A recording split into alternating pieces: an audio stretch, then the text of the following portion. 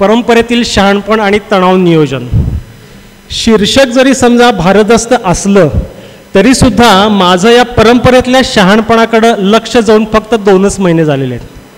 त्यामुळे हे परंपरेतलं शहाणपण जर समजा युनिव्हर्सिटी असेल तर या युनिव्हर्सिटीच्या बालवाडीकडे माझं नुकतं लक्ष गेलेलं आहे. माझा अभ्यास फक्त इतकाच आहे. पण जो खालचा विषय आहे तणाव नियोजन, तर या तणाव नियोजनामध्ये मी माझं पोट भरतो. तणाव नियोजन हा माझा ब्रेड अँड बटर म्हणजे तो माझा व्यवसायाचा भाग आहे. परंतु त्याच्याकरता मी वापरत असलेलं मानसशास्त्र हे पाश्चात्य धाटणीचं आहे. आणि ही आमची मन आरोग्य क्षेत्रात काम करणाऱ्या सगळ्यांचीच, मुळे मॅडम पण येत आहेत, सगळ्यांचीच एक अशी खंत अशी आहे की आम्हाला याचा पाश्चात्य चेहरा अजून बदलता आलेला नाही आहे. अजूनही माणसांना ज्या वेळेला माणसं तणावग्रस्त होतात तर त्यावेळेला मानसोपचार तज्ज्ञापेक्षा आध्यात्मिक बुवाबाजी किंवा देवधर्म या गोष्टी त्यांना जवळच्या वाटतात. याचाच अर्थ असा आहे की आम्ही मनोविकार तज्ज्ञ किंवा मानसोपचार तज्ज्ञ म्हणून हा चेहरा भारतीय समाजमानाच्या गळी उतरवण्यामध्ये व्यवस्थित आत्तापर्यंत यशस्वी झालेलो नाही आहे. या दृष्टिकोनातनं शेवटी भारतीय परंपरा आणि अध्यात्म म्हणजे काय तर ते सुद्धा मानसशास्त्रच आहे. तर या मानसशास्त्राचा, या परंपरेतल्या शहाणपणाचा अभ्यास करून तो आपल्या प्रॅक्टिसमध्ये किंवा आमच्याकडे येणाऱ्या रुग्णांना त्याचा काही फायदा करून देता येईल का या दृष्टिकोनातून हा अभ्यास आहे. आता मी तुमच्यासमोर जे काय मांडणार आहे तर त्याच्यामध्ये माझं पांडित्य बिलकुल नाही आहे. जे काय आहे तर ते फोडिले भांडार धन्याचा हा माल, मी तो हमाल भारवाई असं असणार आहे. म्हणजे माझं जे श्रेय आहे तर हे सगळं गोळा करणं आणि एकापाठोपाठ एक स्लाईडमध्ये भरणं इतकंच माझं श्रेय आहे. या प्रवासाची माझी सुरुवात झाली. माझे 2 गुरु, तर त्यांना मी प्रथम वंदन करतो. 2 महिन्यांपूर्वी मी कोल्हापूरचे श्री संजीव कुलकर्णी नावाचे आध्यात्मिक गुरु आहेत. तर ते एक आत्मदर्शन नावाचं एक योगाचं शिबिर घेतात. तर ह्या शिबिरामध्ये तर त्यांनी अशी जी काही मला अनुभूती दिली की मी ते शिकण्याकरता माझ्या एका मित्राच्या आग्रहावरनं गेलो होतो आणि ही अशी काय अनुभूती मला मिळाली आणि असे काय वेगळ्या पद्धतीनं ते सगळं घेतलं त्यांनी. तर त्याच्यामुळं याकडं माझं लक्ष आकर्षलं गेलं. आणि त्यानंतर आता दिलीपनं सांगितलेलं डॉक्टर आनंद नाडकर्णी ठाण्याचे, तर त्यांचा या विषयावरती ऑलरेडी त्यांचा अभ्यास चालू आहे. त्यांचा हा आपला सगळा परंपरेतलं शहाणपण प्रॅक्टिसमध्ये आणण्याकरता त्यांचं लिखाण चालू आहे. त्यांच्या व्याख्यान मला याच्यावरती होत असतात. तर त्यांच्याकडनं हे शिकायचा मी आत्ता सध्या प्रयत्न करतो आहे. तर आता इतके सगळं झाल्यानंतर आपण आपल्या मुख्य कार्यक्रमाकडं वळूया. गौतम बुद्धानं 4 आर्यसत्य सांगितली. मानवी जीवन दुःखमय आहे. अरे बापरे, या दुःखाला कारण आहेत. ओके, त्याचं निवारण करता येणं शक्य आहे. बरं आहे. आणि या दुःख निवारणाचा निश्चित असा मार्ग आहे हे सुद्धा गौतम बुद्धानं सांगून ठेवलं. म्हणजे दुःखमय आहे, त्याला कारणं आहेत, त्याचं निवारण करता येण्यासारखं आहे आणि त्याचा निश्चित असा मार्ग आहे. आपल्या परंपरेतला हा मार्ग आपल्याला आकळतो का आज आपण बघूया. मुळात तणाव म्हणजे काय तर आपण आयुष्य जगत असताना जन्माला आल्यानंतर आपला स्वतःबरोबर एक सहज सहवास असतो, आपला इतरांच्या बरोबर एक सहज सहवास असतो आणि आपला जगाबरोबर एक सहज सहवास असतो. हा आपला स्वतःबरोबर, इतरांबरोबर आणि जगाबरोबरचा सहज सहवास ज्या वेळेला डिस्टर्ब होतो त्यावेळेला तणाव चालू होतो. इतकं साधं सोपं तणावाची व्याख्या आहे. पण ज्या वेळेला हा सहज सहवास डिस्टर्ब होईल त्यावेळेला तणाव चालू होतो. परंतु आपला टेन्शनकडे बघायचा दृष्टिकोन कसा असतो. इथं सिंहवीण आहे, ओरडते सिंह महाराजांना. सिंहवीण म्हणते की तुम्ही 90 घेऊन येता म्हणून मी चिडते आणि सिंह महाराज म्हणतात की तू ओरडतेस म्हणून मी 90 घेतो. म्हणजे आपलं एकंदरीत टेन्शनकडे बघायचा दृष्टिकोन असा असतो की माझ्या आयुष्यात घडणाऱ्या घटना, माझ्या आयुष्यातल्या व्यक्ती, त्यांचं वागणं किंवा कधीकधी मी स्वतः, माझ्या आयुष्यातली परिस्थिती, माझं नशीब, दैव, पूर्वजन्मीची पापं, हे सगळे घटक जे असतात तर त्याच्यामुळं मला टेन्शन येतं, त्याच्यामुळं मला तणाव येतो असं आपलं एकंदरीत म्हणणं असतं. आणि यापुढं आपलं असंही म्हणणं असतं की सगळं व्यवस्थित आणि मनासारखं असेल तर कशाला टेन्शन येईल, असा एकंदरीत आपला टेन्शनकडे बघायचा दृष्टिकोन असतो. मग आता या टेन्शनकडे बघायचा दृष्टिकोन बरोबर का चूक याच्याकरता मी एक तुम्हाला छोटीशी गोष्ट सांगतो. ही जी काही गोष्ट आहे, 28-29 वर्षाचे IT सेक्टरमध्ये काम करणारे 2 तरुण आहेत. गेली 4 वर्ष काम करतायत, छान पॅकेज वगैरे आहे, छान सगळं छान चाललेलं आहे. आणि एकंदरीतच एकदा काय झालं की त्यांच्या क्षेत्रामध्ये किंवा त्यांच्या कंपनीला थोडी मंदीचा सामना करायला लागल्यामुळे कंपनीनं असं ठरवलं की उद्यापासून यातल्या काही कर्मचाऱ्यांना कमी करायचं. कंपनीनं 1 महिन्याचा पगार दिला आणि दोघांना म्हणजे काही कर्मचाऱ्यांना, त्याच्यामध्ये हे दोघं होते, त्या कर्मचाऱ्यांना आता उद्यापासून तुम्ही सुट्टी, आता उद्यापासून तुम्ही कामावरती नाही आलात तरी चालेल असं म्हणून त्यांना नोकरीवरनं काढून टाकलं. आणि आता बाहेर आल्यानंतर ते दोघं डोक्याला हात लावून बसलेत. त्यातला पहिला जो काय तर तो धाय मोकलून रडतोय, अरे देवा आता माझं कसं होणार, सगळं बरं चाललं होतं म्हणून मी आत्ताच लग्न केलं, आत्ताच माझी बायको प्रेग्नंट आहे, आत्ताच मी फ्लॅट भाड्यानं घेतला आणि ह्याच्यात सगळ्यांचे हप्ते मी आता कसं हे करणार, हे कंपनी नालायक आहे, फोडून काढायला पाहिजे, दिसेल तिथं चापकाचे फटके मारायला पाहिजेत, संपलंय सगळं, आता काहीही करता येण्यासारखं राहिलेलं नाही. म्हणून हा पहिला जो काय तर हा धाय मोकलून रडतोय. दुसरा त्यातल्या त्यात बरा दिसतोय, दुसऱ्याला पण टेन्शन आले, आता कसं करायचं याचं टेन्शन आले, पण तो त्याला समजावून काय सांगतोय की अरे थांब, सगळं काय संपलेलं नाही आहे, आपल्याकडे स्किल आहे, 4 महिन्याचा अनुभव आहे, आपण काय करता येईल ते बघूया, लगेच हातपाय गाळायचं काही कारण नाही आहे असं हा दुसरा मित्र म्हणतोय आणि त्याला समजावून पण सांगायला लागलाय. मग आता इथं आपलं जे गृहीतक होतं की टेन्शन घटनेमुळे येतं, तर इथं ह्या दोघांच्या बाबतीमध्ये एकच घटना घडलेली आहे, परंतु प्रत्येकाचा या दोघांचा प्रतिसाद त्या टेन्शनला द्यायचा वेगळा वेगळा आहे. पहिला मित्र जो काय आहे तो उद्ध्वस्त झाला आहे आणि दुसरा मित्र जो आहे तो फक्त ग्रस्त झाला आहे. म्हणजे याच्यावरनं आपल्याला असा निष्कर्ष काढता येतो की घटना नव्हे तर त्या घटनेचं आपल्या मनातलं मूल्यमापन आपल्याला सुखी किंवा अतिसुखी, दुःखी किंवा अतिदुःखी बनवतं. घटना नव्हे, आत्तापर्यंत आपण जे काय म्हणतो की घटनेमुळे टेन्शन, तर नाही, घटनेमुळे टेन्शन येत नसून घटनेकडे बघायच्या आपल्या डोक्यातल्या दृष्टिकोनामुळं किंवा आपल्या मनातल्या मूल्यमापनामुळं आपण सुखी किंवा अतिसुखी, दुःखी किंवा अतिदुःखी असं होत असतो. इवन स्वामी विवेकानंदांनी सुद्धा सांगितलं की हे बाह्य जग आणि त्यात घडणाऱ्या घटना या निव्वळ सूचक आणि निमित्त मात्र आहेत, त्याच्यामुळं व्यक्ती स्वतःच्या मनाच्या अभ्यासाकडे वळू लागते. म्हणजे इथं आपण हे जर समजा सूत्ररूपानं मांडायचं झालं तर हे आपल्याला असं दिसेल बघा, ए, बी आणि सी. ए टप्प्यावरती आहे घटना, व्यक्तींचं वागणं किंवा परिस्थिती. बी टप्प्यावरती माझा चष्मा आहे, माझा चष्मा म्हणजे मी त्या घटनांच्याकडं कुठल्या दृष्टिकोनातून बघतो, ती घटना घडल्यानंतर मी स्वतःशी काय वाक्य बोलतो किंवा त्याला आपण सेल्फ टॉक असं म्हणतो, किंवा या घटनेकडे बघायचे माझी बिलीफ सिस्टीम काय आहे आणि त्या अनुषंगानं माझा सी जन्माला येतो. सी म्हणजे माझ्या भावना किंवा वर्तन किंवा माझा शारीरिक प्रतिसाद.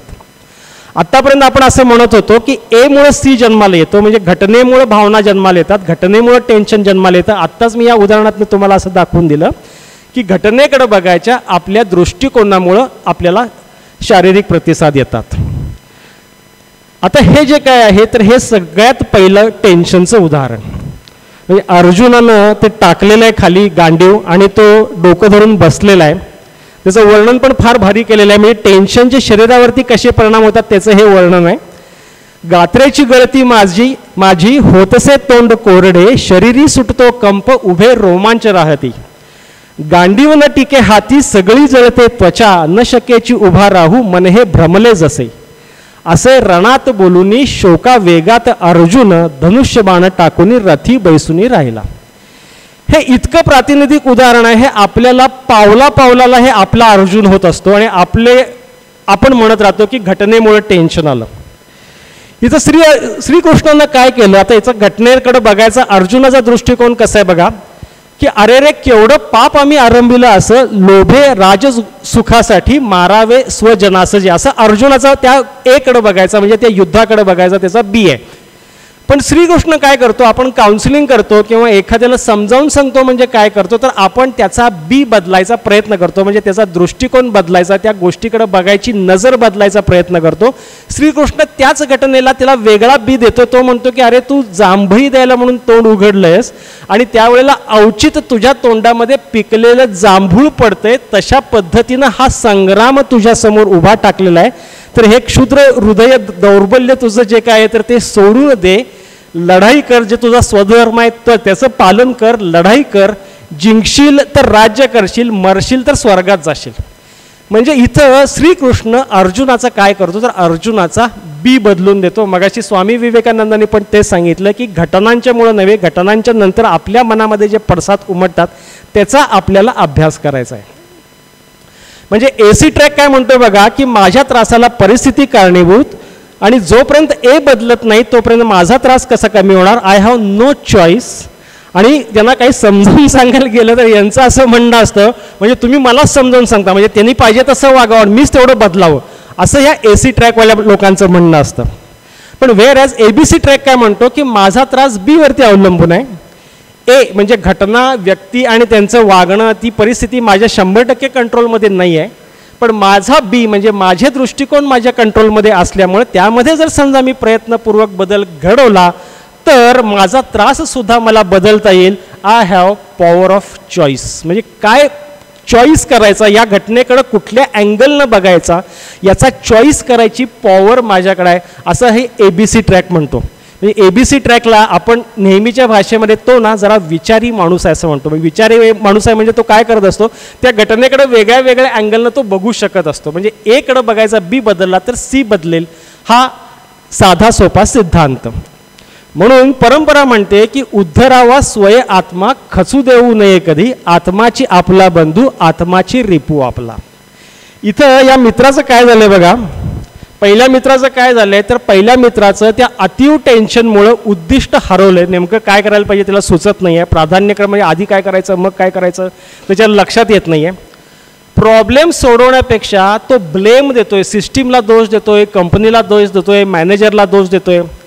सगळा त्याचा फोकस आहे तर कंट्रोलच्या बाहेरच्या गोष्टींच्यावरची त्याचा फोकस आहे.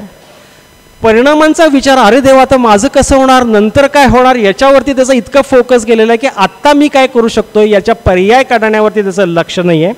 आणि तो असं म्हणतो की वर्तन म्हणजेच व्यक्ती. हे सगळं जे काय आहे तर याला आमचं मानसशास्त्र म्हणतं, याला फुल टेन्शन असं म्हणतं. आपल्याला इथं या उदाहरणातनं सरळ सरळ दिसतं की फुल टेन्शनमध्ये कार्यक्षमता ढासळते. पण तो जो पलीकडे बसलेला मित्र आहे तर तो कूल टेन्शनवरती आहे, तो गोल सोडत नाही. ब्लेम देण्यापेक्षा प्रॉब्लेमवरती फोकस करतो, आपल्या कंट्रोलमध्ये काय आहे याचा विचार करतो, नंतर काय होईल याचा विचार करण्यापेक्षा आत्ता मी पर्याय काय काढू शकतो याच्यावरती त्याचा फोकस येतो. आणि एक वर्तन म्हणजे अख्खी व्यक्ती नव्हे हे त्याच्या डोक्यामध्ये कायम स्वरूपाचं असतं. याला म्हणतात कूल टेन्शन. म्हणजे एक आहे फुल टेन्शन जे मला कृतीपासून लांब घेऊन जातं, दुसरं आहे हे कूल टेन्शन जे मला कृती सन्मुख बनवतं. यातलं फुल टेन्शन जे बघा तर हे अनहेल्दी आहे, हे माझी वाट लावतं म्हणून याला अनहेल्दी म्हणतो आम्ही. आणि कूल टेन्शन जे काय हे टेन्शन आहे. आता पुढचा एक प्रश्न येतो की मग टेन्शन असावं का नसावं, तर अजिबातच टेन्शन नको असं जर समजा असेल तर मागे मी एक वर्कशॉप घेत होतो तर त्यातला मुलगा म्हणाला, काका जर समजा टेन्शन नसेल तर मी परीक्षेच्या दिवशीसुद्धा अंथरुणातनं बाहेर येणार नाही. म्हणजे याचा अर्थ असा की थोडंफार का होईना टेन्शन आवश्यक आहे. अति टेन्शन आपल्याला नको आहे, फुल टेन्शन आपल्याला नको आहे, कूल टेन्शन आपल्याला हवं आहे. कारण टेन्शन आपल्या कृतीला ऊर्जा पुरवतं. हे लेक्चर करायचं मी अजिबात जर समजा टेन्शन घेतलं नसतं तर आत्ता मी फुल टेन्शनमध्ये गेलो असतो. पण 15 दिवसाला ज्या वेळेला आमंत्रण आलं तर त्यावेळेला स्लाईड्स तयार करायचं मी टेन्शन घेतलं म्हणून हा फ्लो तयार झाला. म्हणजे टेन्शन आपल्या कृतीला काहीतरी ऊर्जा पुरवतं, हा एक टेन्शनचा उपयोग असतो. आणि टेन्शनचा अजून एक उपयोग असतो तर तो टेन्शन म्हणजे आपल्याला थरारक अनुभव देतो. म्हणजे जत्रेतल्या पाळण्यात वरून खाली येताना जे आपल्याला वाटतं तर ते टेन्शन असतं, पण रोमांचक अनुभव देणं हा एक टेन्शनचा फायदा असतो आणि कृतीला ऊर्जा पुरवणं हा दुसरा फायदा असतो. हे दोन फायदे सोडले तर त्याच्या प्रमाणापेक्षा जास्त टेन्शन व्हायला लागलं तर मग मात्र तो सुखी संसारातला खडा होऊन जातो. म्हणजे कूल टेन्शन हवं, नील टेन्शन नको आणि फुल टेन्शन नको असं आपल्याला इथं लर्निंग मिळतं. मग आता पुढचा महत्त्वाचा प्रश्न येतो स्थितप्रज्ञ. 4 दिवसांच्या पूर्वीचीच गोष्ट आहे. माझ्याकडे एक असाच वैतागलेला क्लायंट येऊन बसला होता, डॉक्टर वैतागलोय काय, ते स्थितप्रज्ञ भीतप्रज्ञ काय असते ते व्हायची मला गोळी द्या. किंवा आपण बऱ्याचदा स्थितप्रज्ञ हा शब्द कसा ऐकलेला असतो की बायको नवऱ्याला ओरडते, अहो बसलाय काय स्थितप्रज्ञासारखा, तो बघा मुलगा TV बघत बसलाय, रागवा त्याला. म्हणजे स्थितप्रज्ञ ह्या शब्दाकडं आपण मख, दगड, भावनाशून्य अशा अँगलला आपण या स्थितप्रज्ञ शब्दाकडे बघतो. पण प्रत्यक्षामध्ये स्थितप्रज्ञ हा मख असतो का, दगड असतो का, कोरडा असतो का, तटस्थ असतो का, यांत्रिक असतो, हे आता आपण पुढच्या उदाहरणामध्ये बघूया. याच्याकरता पहिली पायरी काय, आपल्याला जर समजा स्थितप्रज्ञाकडे जायचं असेल, स्थितप्रज्ञ ही अवस्था नेमकी समजावून घ्यायची असेल, तर आपल्याला पहिल्यांदा भावनांचं सुयोग्य नियोजन कसं करायचं हे माहिती पाहिजे. आणि भावनांच्याकडे बघायचा आत्ता आपला जो काही दृष्टिकोन आहे तर तो थोडासा आपल्याला मॉडिफाय करायला पाहिजे. आपला भावनांच्याकडे बघायचा दृष्टिकोन कसा असतो की निगेटिव्ह भावना या त्रासदायक असतात, त्यामुळे त्या हद्दपार व्हायला हव्यात, आणि सुखद भावना या हव्याशा वाटतात, खूप छान वाटतं मला त्या अनुभवताना, त्यामुळे त्या आयुष्यामध्ये पाहिजेत, असा आपला एक ढोबळ भावनांच्याकडे बघायचा दृष्टिकोन असतो. मग आता इथं या दृष्टिकोनामध्ये मी थोडासा तुम्हाला बदल सुचवतो. त्याच्याकरता आता एक छोटीशी मी तुम्हाला थेअरी सांगतो.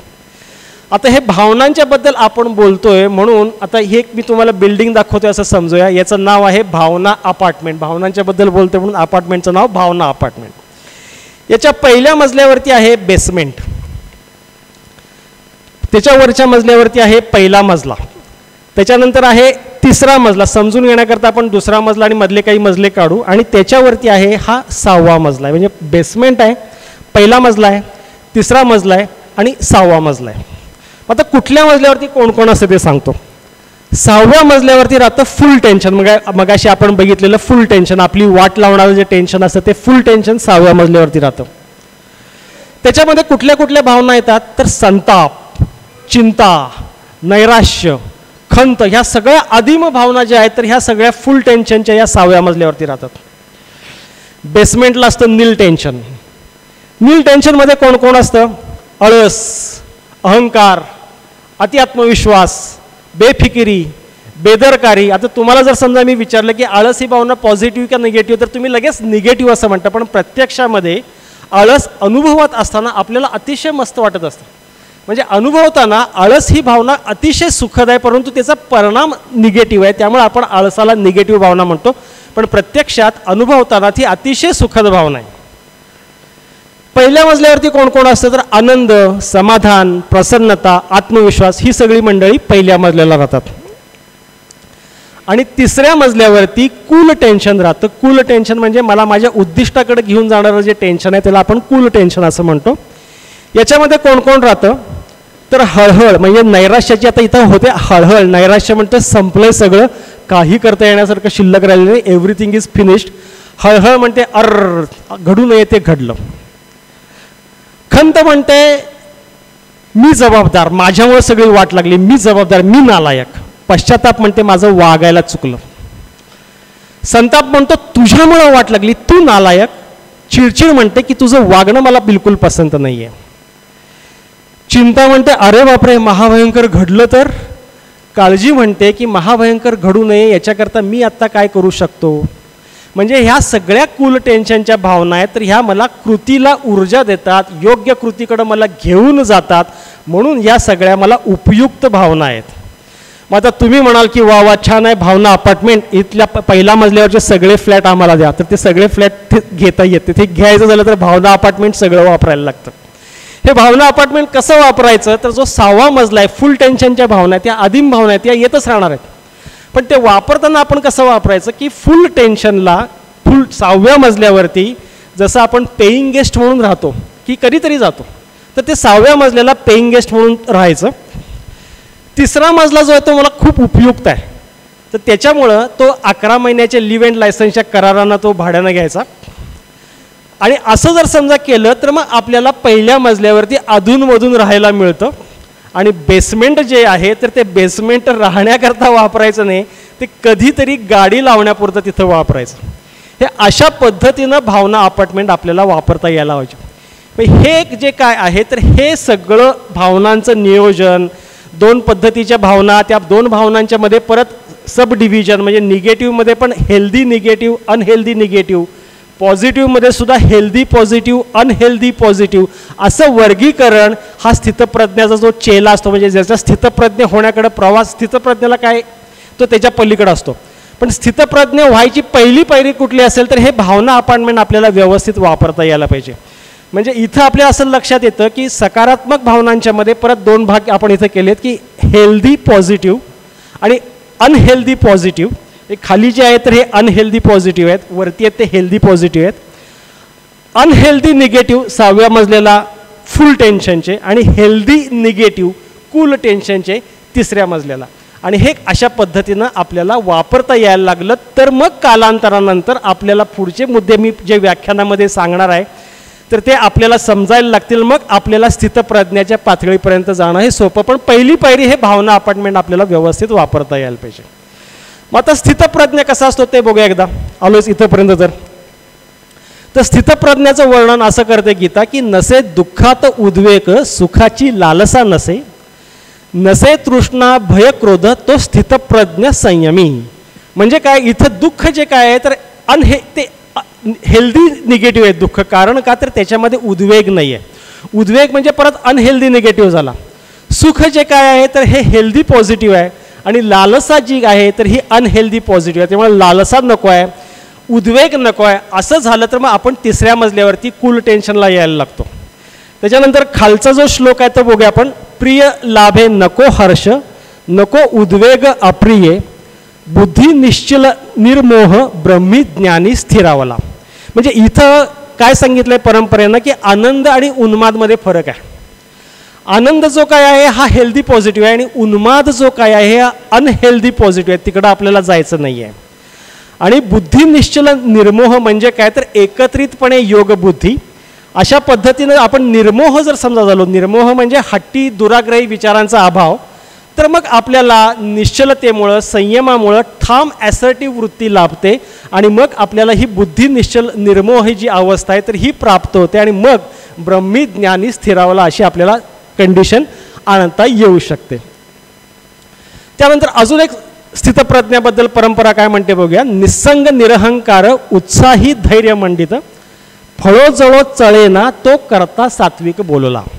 आता निस्संग म्हणजे काय तर लालसा, आसक्ती, अभिलाषा, स्पृहा हे जे सगळे हवायवाले जे शब्द आहेत तर ते नसलेला माणूस म्हणजे तो निस्संग माणूस. पण एक मंडळी इथं लक्षात घ्या की इथं उत्साही हा शब्द आहे. म्हणजे स्थितप्रज्ञाचं वर्णन करताना त्याला उत्साही असं म्हणलेलं आहे. याचाच अर्थ असा की स्थितप्रज्ञाला इच्छा आकांक्षा नसतात असा बिलकुल नाही आहे. स्थितप्रज्ञाकडं सुद्धा इच्छा, प्रेरणा, हेतू, उद्दिष्ट हे सगळं त्याच्याकडं असतं. परंतु तो लालसा, आसक्ती, तृष्णा, अभिलाषा या ज्या हवाच्या भावना आहेत तर त्याच्यापासून तो मुक्त असतो. आणि पुढे खालच्या ओळीमध्ये त्याचं वर्णन केलं की फळो जळो चळेना. म्हणजे फळला म्हणजे त्याला सक्सेस मिळाला तरीसुद्धा त्याला तो हलत नाही आहे. चळला म्हणजे नुकसान झालं तरी तो चळत नाही आहे. चळणे म्हणजे काय तर आपल्या ठिकाणापासून हटणे. असा तो सुखदुःखामध्ये विचलित न होणारा उत्साही तो स्थितप्रज्ञ आहे. अजून एक स्थितप्रज्ञेचा आपण श्लोक बघूया की जो आत्मौपम्य बुद्धीनं सर्वत्र सम पाहतो, जसे सुख तसे दुःख तो योगी थोर मानिला. आत्मौपम्य म्हणजे काय तर आपली उपमा, न्याय दुसऱ्याला लागू करायचा. हे दुसऱ्यानं आपल्याशी कसं वागावं असं आपल्याला वाटतं तसं आपण त्याच्याशी वागायचं. म्हणजे आपल्याला जसं सुख दुःख आहे तसं दुसऱ्याला पण आहे हे लक्षात घेऊन वागणं म्हणजे आत्मौपम्य बुद्धीनं वागणं असं होतं. तो काय करतो की समदृष्टीनं सुखाकडं पण समदृष्टीनं बघतो आणि दुःखाकडं पण समदृष्टीकडं बघतो. म्हणजे हे आम्ही खेळाडूंना समजावून सांगताना कसं सांगतो की जिंकणं हारणं बघू नकोस. तू मॅच संपताना तुझा टी शर्ट घामानं किच्च भिजवणं एवढं तुझ्या हातामध्ये आहे. जिंकणं हारणं तुझ्या हातामध्ये नाही. मग हे पोरांना व्यवस्थित समजतं. जिंकणं हारणं हे त्या अपोनंटचा मूड कसा आहे, अपोनंटची क्वालिटी काय आहे ह्याच्यावरती ते जिंकणं हारणं ठरत असते. माझ्या हातामध्ये काय आहे तर माझा टी शर्ट अतोनात कष्ट करून, माझा टी शर्ट अतोनात श्रम करून, माझे 100% एफर्ट्स देऊन माझा टी शर्ट घामानं भिजवणं हे माझ्या हातामध्ये आहे. ते मी करतो. त्याच्यावरती कंट्रोल द कंट्रोलेबल्स म्हणजे जे आपल्याला कूल टेन्शननं सांगितलं तर ते मी करतो. असं आम्ही या आत्मौपम्य दृष्टी आम्ही ह्या लहान मुलांना शिकवत असतो.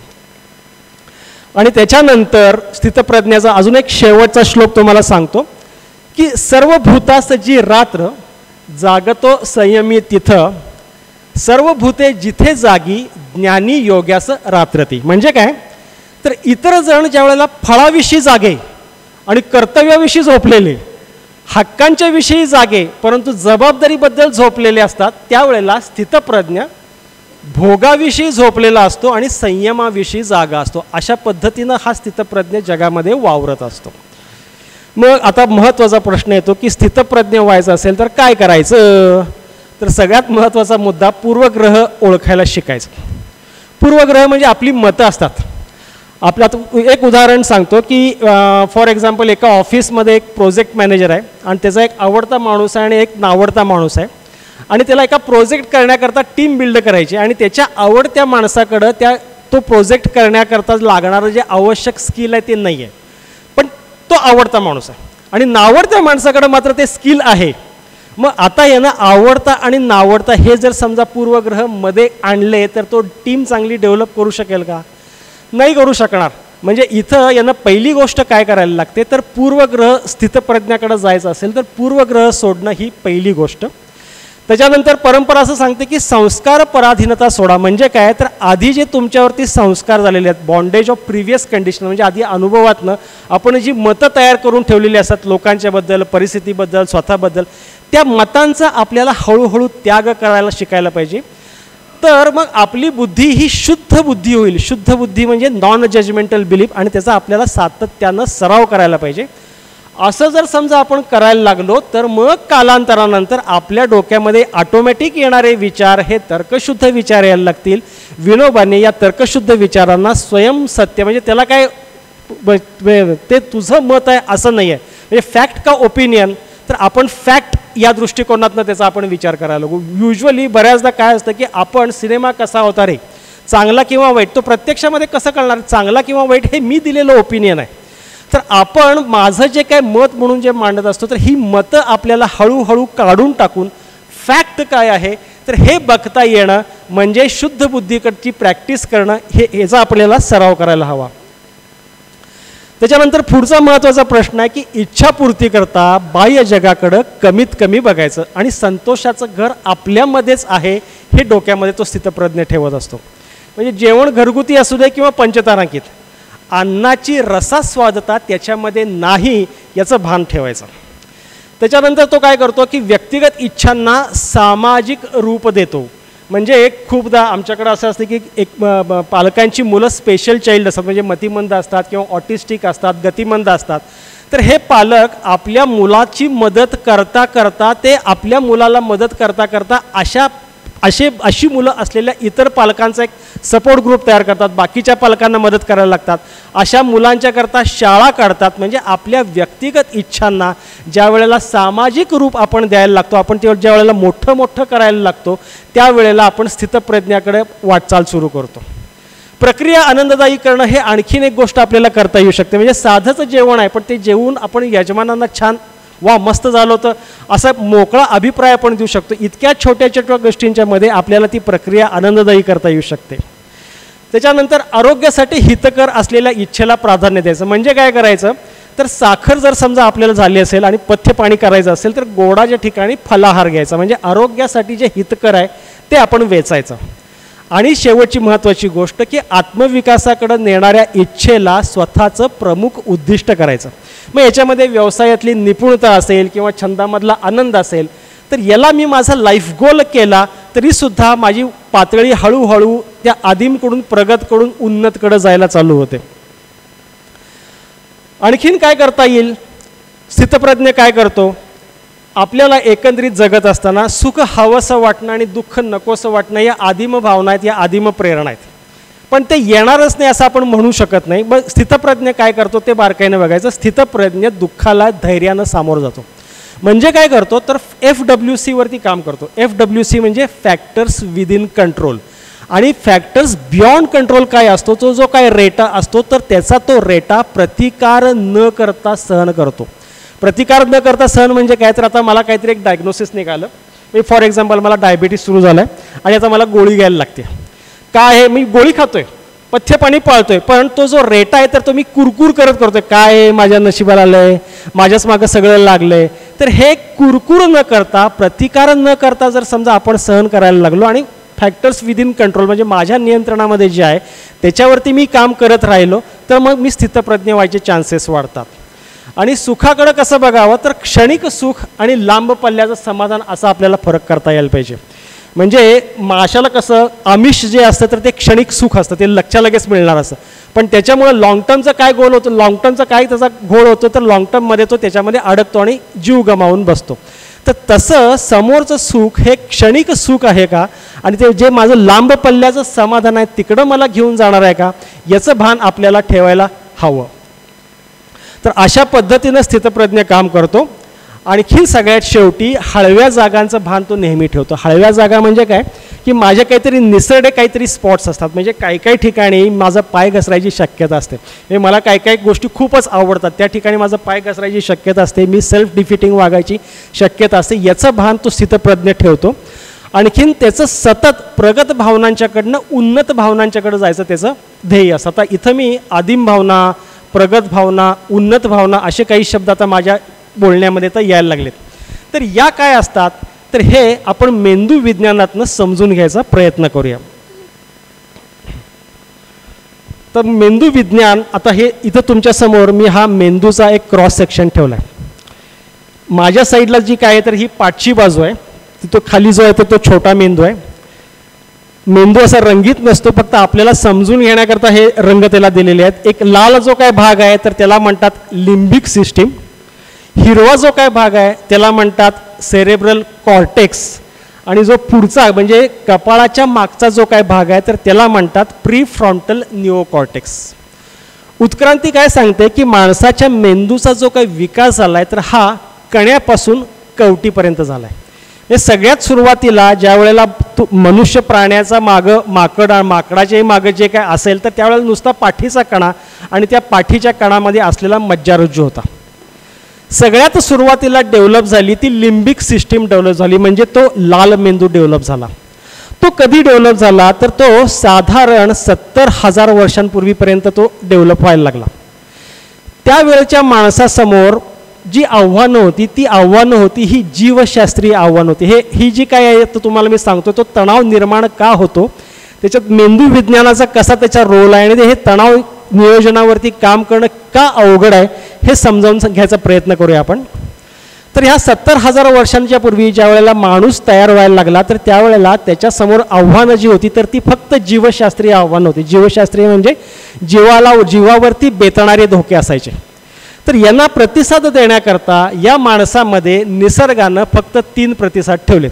कुठले कुठले, तर पहिला प्रतिसाद आहे तो लढाई करायचा, दुसरा प्रतिसाद आहे तो पळ काढायचा, तिसरा प्रतिसाद आहे तो लपून बसायचा किंवा थिजून जायचा. आता बघा, प्रत्येक प्रतिसादामध्ये एक एक भावना जन्माला येते.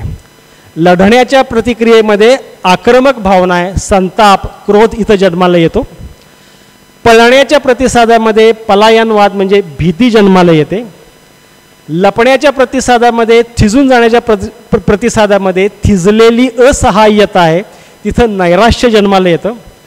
आणि हा प्रतिसाद बरोबर आला तर माझा जीव वाचणार आहे. माझा जीव वाचल्यानंतर हायसं वाटलं किंवा माझी आणि समोरच्याबरोबर लढाई झाली आणि त्यात मी जिंकलो तर विजयाचा आनंद, म्हणजे सुटकेचं समाधान आणि विजयाचा आनंद, ह्या पहिल्या सकारात्मक आदिम भावना ह्या इथं 70,000 वर्षांच्या पूर्वी तयार झाल्या. आणि त्याच वेळेला माणसाच्या मनामध्ये मी म्हणजे कोण, आत्मभाव ज्याला आपण म्हणतो तो आत्मभाव निर्माण व्हायला लागला. आणि मग त्यावेळेला माणूस असं म्हणायला लागला की संतापी मी, भित्रा मी. आधी काय म्हणायचा तो दुसराच घाबरायचा. आता काय व्हायला लागलं की संतापी मी, भित्रा मी, निराश मी, जिंकलेला मी, असा आत्मभाव त्या आदिम भावनांच्या मध्ये मिसळायला सुरू झाला. मग आता त्यानंतर 70,000 वर्षात आपण पाठीमागून इकडं आजच्या काळाकडे यायला लागलो. 70,000 वर्षापासून 10-12,000 वर्षांपूर्वीपर्यंत माणूस उत्क्रांत होत राहिला. माणसाचा अंगठा डेव्हलप झाला. अंगठा डेव्हलप झाल्यानंतर माणसानं शस्त्र तयार केली, साधनं निर्माण केली आणि मग माणसाला शेतीचा शोध लागला. ज्या वेळेला माणसाला 10-12,000 वर्षांपूर्वी शेतीचा शोध लागला तर त्यावेळेला माणूस स्थिरावायला लागला, एका ठिकाणी वस्ती करून राहायला लागला. त्याच्या आधी तो काय करायचा, तो जंगलातनं फिरायचा, शिकार करत पळायचा. ज्या वेळेला माणूस स्थिरावायला लागला तर त्यावेळेला शेती करायला लागला तर त्यावेळेला आता त्याच्यावरती जीवशास्त्रीय आव्हानं याची शक्यता कमी झाली आणि नवीन आव्हानं त्याला जाणवायला लागली. तर मला सहकार्याला, सह अस्तित्वाला शेती करायची तर एकट्यानं नाही करू शकत, माझ्याबरोबर माझा भाऊ पाहिजे, माझं कुटुंब पाहिजे. मग इथं आदिम भावनांचे प्रतिसाद देऊन चालणार नाहीत. मला आता सहकार्याला, सह अस्तित्वाला पोषक भावना जिथं असतील ते प्रतिसाद मला द्यायला पाहिजेत. आणि याच्यामध्ये जन्म झाला प्रगत भावनांचा. म्हणजे प्रगत भावनांचा आणि मग त्यामध्ये तो सेरेब्रल कॉर्टेक्स म्हणजे जो ग्रीन रंगामध्ये हिरव्या रंगामध्ये दाखवलेला मेंदू आहे त्याचा जन्म झाला. ह्यांचं ध्येय काय आहे तर एकमेकांच्या मध्ये समतोल, एकमेकांच्या मध्ये संतुलन, एकमेकांच्या मध्ये ताळमेळ आणि एकमेकांच्या मध्ये समाज म्हणून एक लय असते तर ती लय ठेवणं हे या प्रगत भावनांचं उद्दिष्ट. आत्ता आपण मगाशी ज्या उदाहरणामध्ये बघितलं जो दुसरा मित्र होता त्याच्या सगळ्या भावना होत्या ह्या प्रगत भावना होत्या आणि पहिल्या मित्राच्या ज्या भावना होत्या ह्या सगळ्या आदिम भावना होत्या. म्हणजे सेरेब्रल कॉर्टेक्सनं काय केलं की आदिम भावनांना थोडंसं संयत रूप द्यायला ते चालू केलं आणि मगाशी दाखवलेली मी जी पंचसूत्री होती म्हणजे उद्दिष्ट, कंट्रोलमध्ये काय, व्यक्तिक वर्तन असं ते वापरून त्या आदिम भावनांची प्रगत भावना हळूहळू माणसाचा हा सेरेब्रल कॉर्टेक्स करायला लागला. आता याची आत्ता आपल्याला उदाहरणं कशी दिसतात तर काही मी उदाहरणं तुम्हाला दाखवतो. म्हणजे लिम्बिक सिस्टीम काय करते आणि सेरेब्रल कॉर्टेक्सचा प्रगत भावना कशा असतात ते मी तुम्हाला सांगतो. समोर जर समजा धोका आला तर लिम्बिक सिस्टीमवरची आदिम भावना चिंतेच्या आहारी जाते आणि कॉर्टेक्स काय करतो तर कॉर्टेक्स फक्त काळजी करतो. नुकसान जर समजा माझं झालं तर लिम्बिक सिस्टीमची आदिम भावना नैराश्याकडे जाते, कॉर्टेक्सवरची प्रगत भावना हळहळ व्यक्त करते. स्वतःकडनं काही नैतिक चूक झाली तर मी खंत या भावनेच्या आदिम भावनेच्या आहारी जातो आणि कॉर्टेक्स पश्चातापाच्या आहारी जातो. जवळच्या व्यक्तीकडनं फसवणूक जर समजा झाली तर मला खूप हर्ट वाटते म्हणजे खूप क्लेशकारक दुःख होतं लिम्बिक सिस्टीमवरती मी असेन तर, आणि कॉर्टेक्सवरती असेल तर मला फक्त सॉरो वाटतं म्हणजे मला फक्त थोडं वाईट वाटतं. त्याच्यानंतर स्वतःच्या नजरेमध्ये एखाद्या बाबतीमध्ये मी कमी पडलो तर लिम्बिक सिस्टीमवरती मला शेम येते, मला लाज वाटायला लागते माझ्याबद्दल. पण त्याच वेळेला सेरेब्रल कॉर्टेक्सची प्रगत भावना म्हणते की लाज बाळगण्यासारखं काय नाही, डिसअपॉइंटमेंट इज ओके. इतर माझ्याशी वाईट वागले तर लिम्बिक सिस्टीम म्हणते की अनहेल्दी अँगर, संताप टोकाचा, पण कॉर्टेक्सची प्रगत भावना म्हणते की हेल्दी अँगर इज ओके. जोडीदाराच्या काही वागण्यामुळं नात्याला धोका उत्पन्न झाला तर लिम्बिक सिस्टीम म्हणते की जेलसी चालू करते, संशय, कोंडून घालायचं, मोबाईल चेक करायचा, काय सारख्या उलट तपासण्या करायच्या, हे सगळं चालू होतं हे लिम्बिक सिस्टीमवरती चालू होतं. आणि कॉर्टेक्सची प्रगत भावना काय म्हणते की नात्याबद्दल काळजी व्यक्त करते, जोडीदाराबरोबर चर्चा करते आणि हा विषय सोडून देते. त्याच्यानंतर आपल्याला आवडणारी गोष्ट दुसऱ्याकडे जर समजा असेल तर लिम्बिक सिस्टीमची आदिम भावना म्हणते मत्सर, जळायला चालू होतं, अनहेल्दी एनव्ही चालू होते. त्याच वेळेला सेरेब्रल कॉर्टेक्सची संयत केलेली प्रगत भावना म्हणते की हेल्दी एनव्ही म्हणजे ईर्ष्या ठेव.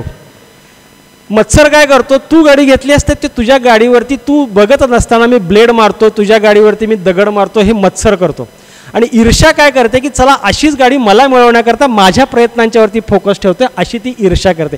असा तो ते सूक्ष्म फरक या भावनांच्या मध्ये यायला लागतो. म्हणजे ह्या सगळ्याच्या काय आहे तर ह्या सगळ्या प्रगत भावना आपल्याला लक्षात येतात.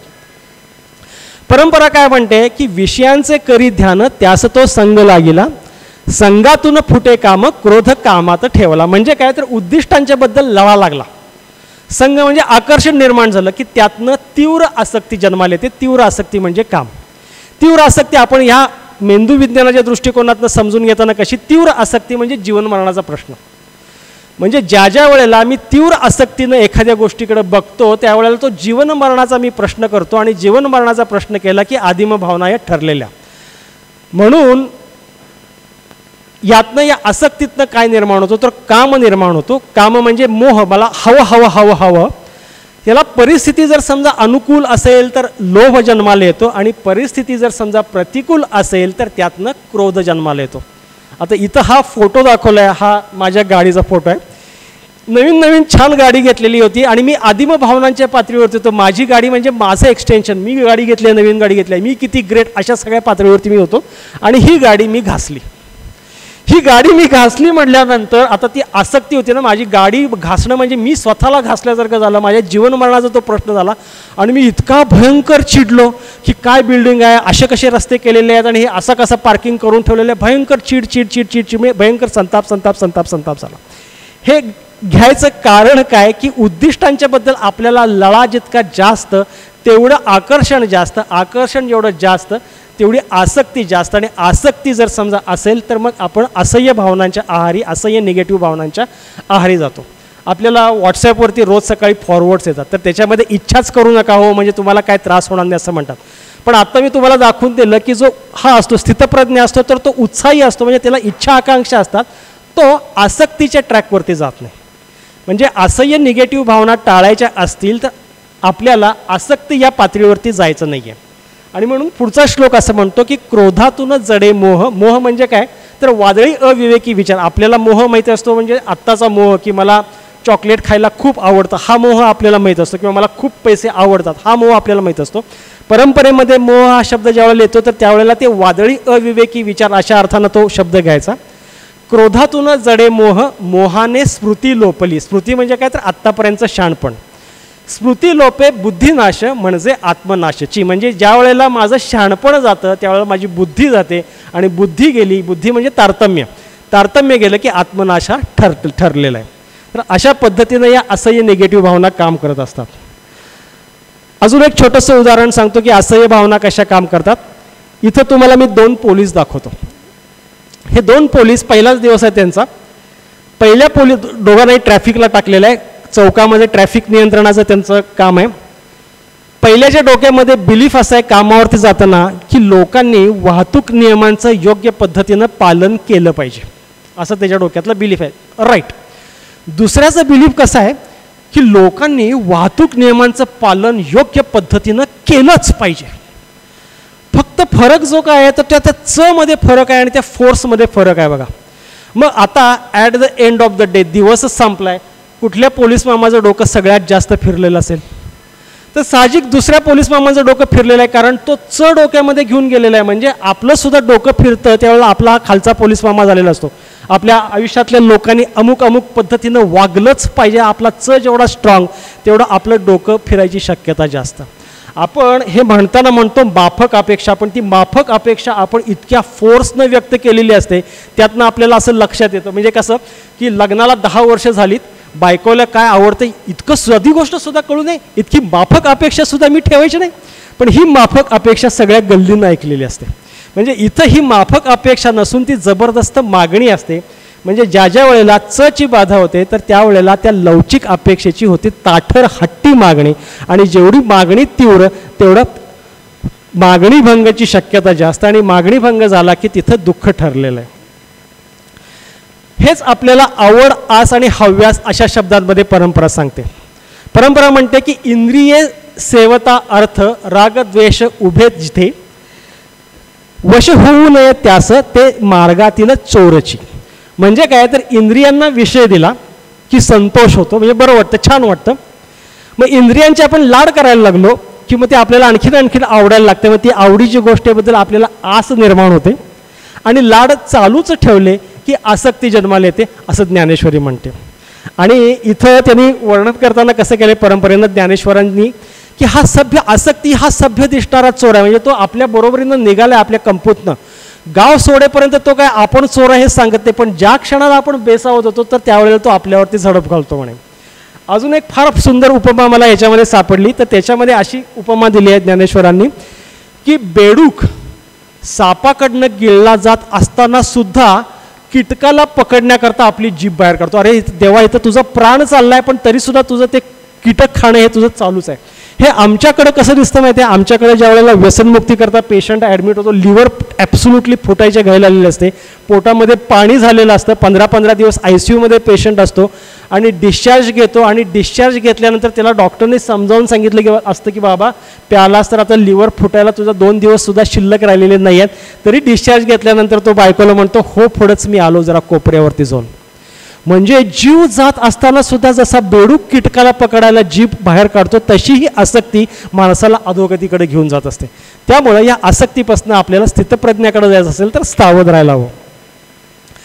मग आता आपण मेंदूचा आता पुढचा विकास करून आता आपण कण्यापासून कवटीपर्यंत निघालेलो आहे. लिंबिक सिस्टीम झाली, सेरेब्रल कॉर्टेक्सच्या प्रगत भावना झाल्या, आता प्री फ्रंटल निओकॉर्टेक्स आला. आणि हा प्री फ्रंटल निओकॉर्टेक्स फक्त 4 ते 6 हजार वर्षांच्या पूर्वीपासून तो डेव्हलप व्हायला सुरू झालेला आहे. त्यावेळच्या माणसासमोर काय चॅलेंज होतं की माणसामधनं आदिम भावनांच्या वरनं तो प्रगत भावनांच्या वरती ऑलरेडी आलेला होता. म्हणजे लिम्बिक सिस्टीम डेव्हलप झालेली होती, त्याच्यावरती सेरेब्रल कॉर्टेक्ससुद्धा डेव्हलप झालेला होता. पण त्या माणसाच्या असं लक्षात आलं की अरे आपलं दुःख तर काही कमी होत नाही आहे आणि त्या दुःखाचं कारण बाह्य परिस्थिती माझ्या कंट्रोलमध्ये असली तरीसुद्धा त्या दुःखाचं कारण माझ्या आतमध्येच आहे. म्हणजेच मला या आदिम भावना आणि प्रगत भावना अजून चांगल्या पद्धतीनं हाताळायला हव्यात आणि यासाठी मला छोट्या मीकडनं मोठ्या मीकडं जायला हवं. आता बघा, आता तो व्यापक मीकडं आता तो मेंदूचा प्रवास निघालेला आहे. कारण त्याच्यासमोरचं चॅलेंज काय आहे की दुःख कमीच होत नाही आहे. लिम्बिक सिस्टीम दुःख तयार करते आणि त्याची जी प्रगत भावना आहेत त्या सेरेब्रल कॉर्टेक्सच्या ती अपुरी पडायला लागली आहे. त्यामुळं आता त्यावेळच्या मानवाला उत्क्रांतीनं हा प्रीफ्रंटल निओकॉर्टेक्स दिला. आता या प्रीफ्रंटल निओकॉर्टेक्सचा सगळा प्रवास, सगळा त्याचा हेतू काय आहे तर आत्मशोध आणि व्यक्तिविकास आणि संकुचित मीच्या पार विशाल व्यापक अशा मीकडं जाणं असा या प्रीफ्रंटल निओकॉर्टेक्सचा तो प्रवास आहे.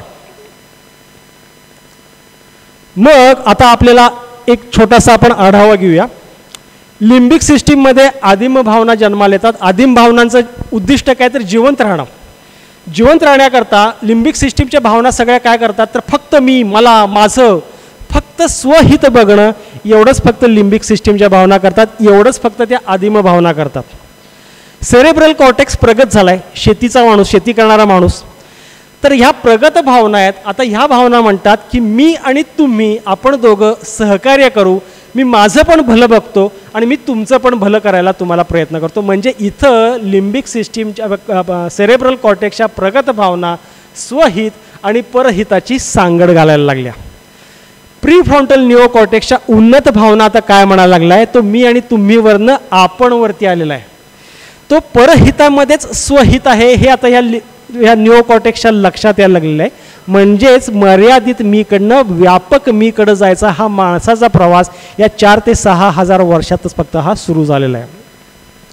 म्हणजे आदिम भावना म्हणतात लिव्ह ॲट एनी कॉस्ट, प्रगत भावना म्हणतात लिव्ह अँड लेट लिव्ह, आणि उन्नत भावना म्हणतात डेव्हलप अँड हेल्प डेव्हलप.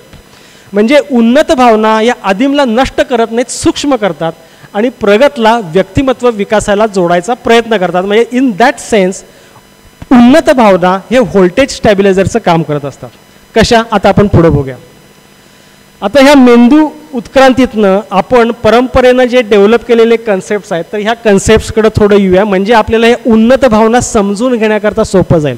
म्हणजे एका बाजूला आपण अध्यात्म मी कोणचं काय उत्तर देते ते बघतोय आणि दुसऱ्या बाजूनं सेरेब्रल कॉर्टेक्स जसा डेव्हलप झाला, म्हणजे मेंदू जसा डेव्हलप झाला त्याचं मेंदू विज्ञानातल्या या उन्नत भावना आणि अध्यात्मात उन्नत होत गेलेली ही सगळी व्यापक मीची संकल्पना ही कशी एकत्र जाते हे बघायचा आपण प्रयत्न करतोय. तर अध्यात्मातला मी समजून घेण्याकरता मी असं सांगतो की खूप वर्षांपूर्वी, खूप म्हणजे खूपच वर्षांच्या पूर्वी, म्हणजे खूप हजारो लाखो करोडो वर्षांच्या पूर्वी ज्या वेळेला पृथ्वी नव्हती आणि काय नव्हतं त्यावेळेला अनंत ऊर्जा आणि अवकाश होतं. याला म्हणतात ब्रह्म. हे ब्रह्म एका दिवशी फुटलं आणि ज्याला आपण विज्ञान म्हणतं की बिग बँग झाला, फिजिक्सच्या भाषेमध्ये बिग बँग झाला. ब्रह्म फुटलं आणि सृष्टी जन्माला आली. या सृष्टीमध्ये वेगळे वेगळे ग्रहमाला तयार झाल्या, आकाशगंगा तयार झाल्या, तारे तयार झाले आणि मग पृथ्वी या ग्रहावरती ते ऊर्जा आणि अवकाश आणि या पृथ्वी या ग्रहावरची या सृष्टीतली काही रसायनं एकत्र आली आणि त्यातनं अमिबा तयार झाला.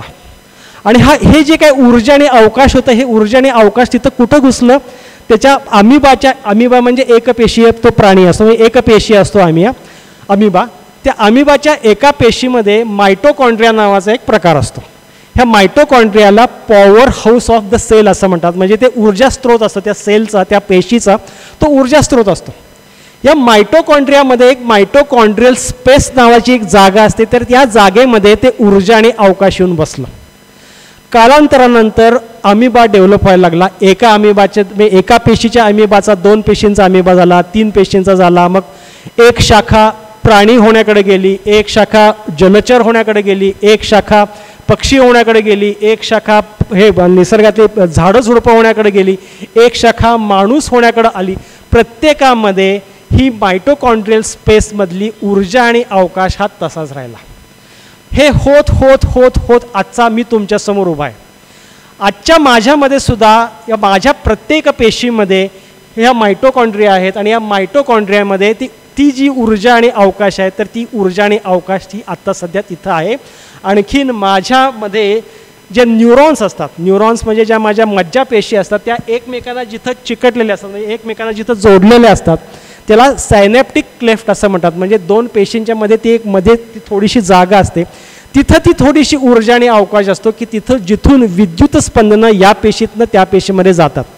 म्हणजे ते जी ऊर्जा आणि अवकाश होतं ते ऊर्जा आणि अवकाश आजसुद्धा माझ्या सायनॅप्टिक क्लेफ्टमध्ये म्हणजे माझ्या दोन न्यूरॉन्सच्या मधली जी जागा आहे तिथं आहे आणि माझ्या पेशींच्या मध्ये जिथं मायटोकॉन्ड्रिया आहे त्या मायटोकॉन्ड्रियल स्पेसमध्ये ते ऊर्जा आणि अवकाश तिथं बसलेला आहे. अध्यात्म तत्वज्ञान याला म्हणतं चैतन्य आणि हे चैतन्य म्हणजेच ब्रह्म. म्हणून अध्यात्म आपल्याला सांगतं की अहम ब्रह्मास्मी. आपण काय करतो, मनुष्य काय करतोय, प्राणी, अध्यात्म सांगतं की मनुष्य प्राणी या चैतन्याच्या भोवतीनं जो काय रक्तमांसाचा जो काय गोळा तयार झालेला आहे त्या रक्तमांसांच्या गोळ्याकडे बघणारं जे मन आहे तो म्हणजे मी आहे असं माणूस समजायला लागला आणि इथं खरा घोळ झाला. पण अध्यात्म सांगतं की अरे शाण्या, हे आमच्या गुरुजींनी आम्हाला सांगताना सांगितलं की अरे शाण्या, ते आतलं ब्रह्मन म्हणजे तू असतोस, हे वरचं जे काय आहेत हे नष्ट होऊन जातं. हा कन्सेप्ट समजून घेण्याकरता परंपरेतनंच काही उदाहरणं परंपरेनं सांगितली आहेत. एक उदाहरण आपण बघूया की एक अफाट माळरान आहे. या अफाट माळरानावरती असं पूर्ण सगळीकडं अवकाश पसरलेला आहे. इथं 4 भिंती बांधल्या आणि त्याच्यावरती एक छप्पर ठेवलं. आता काय झालं की ते बाहेरचं जे सगळं अवकाश आहे तर त्या 4 भिंतींच्या अवकाशाच्या आतमध्ये जाऊन बसला. म्हणजे आपल्याला समजून घेण्याकरता हे आतलं अवकाश म्हणजे माझ्यातलं ब्रह्मन म्हणजे त्या मायटोकॉन्ड्रियल स्पेसमध्ये असलेली ऊर्जा आणि अवकाश म्हणजे चैतन्य आणि बाहेरच्या भिंती आणि छप्पर म्हणजे माझं सगळं शरीर आणि माझं मन. अजून एक उदाहरण परंपरा सांगते की विहिरीमध्ये पाणी आहे. या पाण्यामध्ये मी घागर टाकली आणि त्या घागरीतलं पाणी फक्त त्या घागरीतलं पाणी आहे आणि बाहेरचं पाणी आहे. म्हणजे आतल्या पाण्याचं आणि बाहेरच्या पाण्याचं जे काय नातं आहे तेच नातं माझ्यातल्या या मायटोकॉन्ड्रियल स्पेसमधल्या ब्रह्मनचं आणि तो जो काय सगळा मोठा व्यापक ब्रह्मन आहे ते जे नातं आहे ते तेच नातं आहे. माझं शरीर नाशवंत होतं. आपल्याला सगळ्यांना ऐकून माहीत असतं की शरीर नष्ट होतं, आत्मा अमर राहतो. म्हणजे काय होतं तर हे शरीर ज्या वेळेला नष्ट होतं तर त्यावेळेला आपण ही जी काय माळरानावरती बांधलेली इमारत आहे ही आपण पाडून टाकली तर काय होईल तर आतला अवकाश आणि बाहेरचा अवकाश एक होऊन जाईल. सिमिलरली ज्या वेळेला माणूस नष्ट होतो त्यावेळेला आतला अवकाश आणि ऊर्जा म्हणजे आतलं चैतन्य त्या अखंड चैतन्यामध्ये ते विलीन होऊन जातं. ते चैतन्य आहे हे असंच राहतं. मग आपण म्हणताना म्हणतो मग आपण त्या व्यक्तीला व्यक्ती म्हणत नाही, आपण त्या व्यक्तीला बॉडी म्हणायला चालू करतो. म्हणजे चैतन्य निघून गेलं की जी शिल्लक राहते ती फक्त बॉडी. अजून एक उदाहरण परंपरा सांगते की हे जे चैतन्य हे चैतन्य म्हणजे हा जो काय पडदा आहे तर हे पडदा म्हणजे हे चैतन्य आहे आणि त्याच्यावरती हा पडणारा जो काय सिनेमा आहे तर तो सिनेमा म्हणजे तुमचं माझं आयुष्य आहे. म्हणजे इथं या पडद्यावरती पडणाऱ्या सिनेमामध्ये हे बुद्धाला लक्षात येतं काय बघा की पडदा म्हणजे जे आत्मभाव तर चैतन्य तर ते म्हणजे मी आहे आणि त्याच्यावरती पडणारा जो काय सिनेमा आहे तर हे माझं आता चालू असलेलं आयुष्य. प्रत्यक्ष मी म्हणजे हे जे काही शरीर आहे तो म्हणजे मी नाही आहे. मग अशा अँगलनं जर समजा आपण बघितलं तर सिनेमातल्या बच्चनला गोळी लागली काय किंवा बच्चननं गोळी मारली काय पडद्याला काहीच फरक पडत नाही. अशा अँगलनं अध्यात्मानं ही मीची कल्पना ब्रह्माची कल्पना ही डेव्हलप केलेली आहे.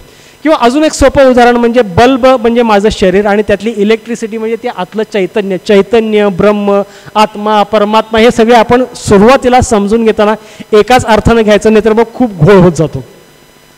तर अशा पद्धतीनं हे मी कोण याचं उत्तर परंपरा देते आणि ते वर्णन करताना मी म्हणजे कोण तर मी अनादि अनंत निर्गुण निराकार सच्चित आनंद चैतन्य स्वरूप स्वयंप्रकाशी आत्मा आहे. असं हे मी कोणचं उत्तर ही परंपरा देते. आपण काय म्हणतो हे शरीर म्हणजे मी, माझं मन म्हणजे मी, पण परंपरा बरोबर उलटं सांगते तुझ्यातलं चैतन्य म्हणजे तू आणि आत्ता तू जे काय धारण केलं आहेस तो या लौकिक जगातला फक्त पोशाख आहे अशा पद्धतीनं सांगते. ह्याचा फायदा काय होतो की याच्यामुळं आपल्याला आपला आनंद मी चैतन्य स्वरूप स्वयंप्रकाशी सच्चित आनंद आहे असं म्हणल्यानंतर या बाह्य जगातल्या गोष्टींच्या वरती माझा आनंद पण अवलंबून राहत नाही, माझं दुःख पण अवलंबून राहत नाही. म्हणजे आनंद हा आपण काय करतो, भूतकाळावरती आनंद अवलंबून ठेवतो, भविष्यकाळावरती आनंद अवलंबून ठेवतो, वस्तूंच्या वरती आनंद अवलंबून ठेवतो, व्यक्तींच्या वरती आनंद अवलंबून ठेवतो, परिस्थितीवरती आनंद अवलंबून ठेवतो. पण प्रत्यक्षामध्ये परंपरा सांगते की तू स्वतः शाण्या आनंद स्वरूप आहेस, बाहेर कुठं बघायला लागलास. याच्यामुळं ह्या लोकांना काय होतं की ज्याला हे भान येतं, अहम ब्रह्मास्मी हे जे भान येतं, तर त्यावेळेला आतली जी एक इंटरिक स्टेज आहे तर ती अतिशय शांत आणि कामनेस तो जन्माला येतो. तर त्याला ज्ञानेश्वरांनी प्रसन्न आत्मबोध असं म्हणलेलं आहे. तिथंपर्यंत आपण नंतर जाणारच आहोत. हे मेंदू विज्ञान आणि ते सगळं एकत्र कसं येते हे आपण शेवटी बघणार आहोतच. तर असा अहम ब्रह्मास्मी हा कन्सेप्ट. मग तर ह्याचे फायदे काय काय होतात, तर ब्रह्मनचे फायदे म्हणजे ब्रह्मन या संकल्पनेचे फायदे अशा अर्थानं ते बघायचं. ब्रह्मन काय म्हणतो की मी म्हणजे शरीर नाही आहे, त्याच्यामुळं शरीराकडं मी साधन म्हणून बघेन, काळजी घेईन त्याची, पण काळजी करत बसणार नाही, कारण मला माहिती आहे की आत्मा अमर आहे, शरीर असणार आहे नसणार आहे. मी म्हणजे माझं मन नाही. या अशा अँगलनं बघितल्यामुळं माझ्याच विचार भावना आणि वर्तनाकडं मला त्रयस्थपणे बघता येतं, भावना नियोजन माझं सक्षम होतं. त्रयस्थपणे बघण्याचे खूप फायदे असतात. आपण आपला प्रश्न कित्येकदा नुसता कुणाला तरी सांगितलं तरी आपल्याला उत्तर मिळतं. का तर ते सांगताना आपण ते त्याच्यापासून थोडेसे बाजूला येतो आणि आपल्याच विचार भावना वर्तनांच्याकडे थोडेसे त्रयस्थ बुद्धीनं बघायला लागतो. म्हणजे मन नाही असं ज्या वेळेला मी म्हणेन तर त्यावेळेला काय होईल तर विलग आणि विलय हे दोन कन्सेप्ट ज्ञानेश्वरांनी सांगितले. मी म्हणजे मन असं जर समजा असेल तर मी दुःखी होतो, आणि विलय जर समजा झाला तर माझं म्हणजे मी आत्ता ज्या पोशाखामध्ये आहे त्या पोशाखातला जो काय मन नावाचा पार्ट आहे तिथं मला दुःख या भावनेची अनुभूती येते. बघा केवढा मोठा फरक आहे. मी दुःखी होतो एका बाजूला, मी दुःखी आहे एका बाजूला, आणि मी दुःख या भावनेचा अनुभव घ्यायला लागलेला आहे. ह्याच्यामध्ये तो जो विलय आहे तर तो विलय हा या ब्रह्मन संकल्पनेचा फार मोठा फायदा आहे. त्याच्यानंतर न्यूनगंड आला मला मी स्वतःला मी कमी समजायला लागलो तर सांगायचं, अरे शाण्या तू ब्रह्मन आहेस, मी अनादि अनंत अशा अनंत त्या ऊर्जेचा मी आविष्कार आहे, मी स्वतःला कमी लेखायचं काही कारण नाही आहे. हेच अहंगंड आला तरी सांगता येतं. अहंगंड जर समजा आला तर मी सांगेन की शाण्या मी काही ईश्वर नाही आहे, संपूर्ण रचनेमध्ये थोडंसं मर्यादित स्वातंत्र्य असलेला एक इवलाचा भाग म्हणजे मी आहे, उतायचं काम नाही आहे, मातायचं काम नाही आहे. मी आणि इतर लोक एकमेकांच्याकडे आम्ही कसं बघू तर मी एकाच तत्वाचे आम्ही भिन्न भिन्न आविष्कार आहोत. भिन्नता निसर्गानं दिली आहे आणि न्यूनता माणसानं तयार केली आहे, पण मूळ भाव एकच. अशा अँगलनं मी एकमेकांच्याकडे बघेन. निसर्गासोबत मी कसा वागेन, कारण निसर्ग आणि मी एकच आहे. फक्त मला हवं म्हणून ओरबाडणार नाही मी आता आदिम भावनेनं. त्याच्यानंतर 100 वर्ष आनंदानं जगायची मी इच्छा धरणार. म्हणजे एका बाजूला उपनिषद काय सांगतात की एका बाजूला अटळ मृत्यूचा स्वीकार पण करायचा आणि त्याच वेळेला रसरसून जगायची इच्छा पण धरायची, असं आपल्याला उपनिषद सांगतात. हा ब्रह्मन संकल्पनेचा फायदा. आणखीन एक महत्त्वाचा फायदा असा होतो की ब्रह्मन या संकल्पनेमुळं की या जन्मातलं संपूर्ण अस्तित्व म्हणून गुणदोषांच्या सकट आत्मांचा मी स्वीकार केला तर मला उन्नत भावनांच्याकडे जाता येईल. म्हणजे मला परमात्म्याचा शोध घेता येईल. परमात्म्याचा शोध काय घ्यायचा ते पण मी आता तुम्हाला सांगणार आहे. परमात्मा ज्यावेळेला सापडतो त्यावेळेला कुठली भावना जन्माला येते तेही मी तुम्हाला सांगणार आहे. तर ज्यावेळेला मी ब्रह्मन या संकल्पनेचा अंगीकार करतो, मी ज्यावेळेला अहम ब्रह्मास्मी म्हणतो, ज्यावेळेला मी माझ्या शरीराकडं मनाकडं त्रयस्थ भावानं तटस्थपणे बघायला लागतो, तर त्यानंतर मला उन्नत भावनांच्याकडे जाणं सोपं होतं. आणि मग शेवटचा फायदा असा होतो ब्रह्मन या संकल्पनेचा की दुसऱ्यामध्ये परमात्मा बघितल्यानं आपल्यामध्ये निखळ सेवावृत्ती आणता येते. खूपदा योगा शिबिर झाल्यानंतर मला असा प्रश्न पडायचा की अरे ह्यातली शिबिरातले हे स्वयंसेवक म्हणजे मोठे मोठे डॉक्टर, मोठे मोठे उद्योजक, मोठे मोठे इंडस्ट्रियलिस्ट भाजी कापायला बसलेले, लोटतायत, दुसऱ्या साधकांची सेवा करतात, हे काय येतंय तर त्यांना तिथं आस्था आणि करुणेचा आस्थेचा स्पर्श झालेला असतो. म्हणजे निखळ सेवावृत्तीतनं त्यांना छान वाटायला चालू झालेलं असतं. आपल्याला खूपदा अशा रोजच्या जगण्यामध्ये असे छान वाटणारे खूप एक्सपिरियन्सेस असतात, फक्त त्याची नावं आपल्याला माहीत नसतात. ही नेमकी भावना कुठली आपल्याला माहीत नसते. ते आता मी तुम्हाला पुढच्या काही स्लाईड्समध्ये सांगणार आहे. म्हणजे दुसऱ्यामध्ये परमात्मा बघितल्यामुळे काय होतं तर निखळ सेवावृत्ती होते आणि आस्था आणि करुणा जितक्या जाग्या होतील माझ्या तितका मी माणुसकीनं वागायला लागतो. म्हणून परंपरा आपल्याला सांगते की जे जे भेटे भूत ते ते मानिजे भगवंत. त्यात तू भगवंत बघ, म्हणजे त्याच्यातल्या ब्रह्मांची तुला सेवा करायचा तुला चान्स मिळाला. अशा अँगलनं ते समोरच्या व्यक्तीकडे बघ. मग आता इथं आपल्याकडं आले की आस्था आणि करुणा जेवढ्या जागा, आस्था आणि या करुणा माणुसकीकडे नेणाऱ्या उन्नत भावना आहेत. मग उन्नत भावना कुठल्या कुठल्या? उन्नत भावना म्हणजे त्या निओकॉर्टेक्सच्या भावना, म्हणजे पुढचा जो काय भाग आहे, आपण ज्या मेंदूच्या चित्रामध्ये बघितलेला जो भाग होता निओकॉर्टेक्स, त्या निओकॉर्टेक्सच्या उन्नत भावना कुठल्या कुठल्या आहेत? तर 16व्या अध्यायामध्ये गीतेनं ह्या सगळ्या भावनांचं वर्णन करून ठेवलं. त्यांचं वर्णन गीतेनं दैवी संपत्ती असं केलेलं आहे. यातली पहिली भावना आहे, तर पहिली भावना आहे आस्था. आस्था म्हणजे मी स्वतःला दुसऱ्याच्या ठिकाणी ठेवून त्याच्या विचार भावनांना समजून घ्यायचं. म्हणजे बाबा बोरकरांची एक कविता आहे बघा, की हिरवळ आणि पाणी तेथे सुचती मजला गाणी, सुखे दुजाच्या हिरवळ चित्ती, दुःखे डोळा पाणी. म्हणजे दुसऱ्याला सुख लाभलं की माझ्या मनामध्ये हिरवळ तयार होते आणि दुसऱ्याला दुःख झालं की माझ्या डोळ्यामध्ये पाणी यायला लागतं. ही आस्था भावना आहे. आपल्याला रोजच्या जगण्यामध्ये सुद्धा अशी एखाद्याला जर समजा आपण निरपेक्षतेला समजून घेऊन मदत केली तर आपल्याला भारी वाटते बघा.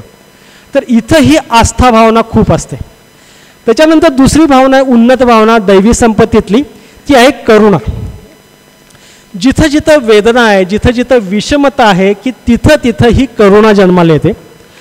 आणि वेदना आणि विषमता दूर करण्याकरता लागणारा सातत्यपूर्ण ऊर्जा स्रोत म्हणून ही करुणा काम करते. या सगळ्या अध्यात्मामध्ये करुणेच्या शेजारी ते करुणा आणि दया हे दोन शब्द त्यांनी इंटरचेंजिंगली वापरलेत. पण दया आपण आत्ता जी दया समजतो, तर त्या दयेमध्ये मी जरासा वरती असतो. म्हणजे दया म्हणजे कधी आपल्याला दया जाणवते, तर मी ह्याच्यातनं निघालो, गाडीतनं निघालेलं एसीतनं, आणि सिग्नलला गाडी थांबली आणि कोणीतरी एक माणूस माझे काच फुसायला आलेला आहे, अरे काय या लोकांचं जगणं, असं म्हणून मला दया उत्पन्न होती. पण ह्या दयेमध्ये मी जरा सुपिरियर स्टेजला असतो. पण करुणेमध्ये तसं नसतं. करुणेमध्ये त्याची पातळी आणि माझी पातळी सेम असते.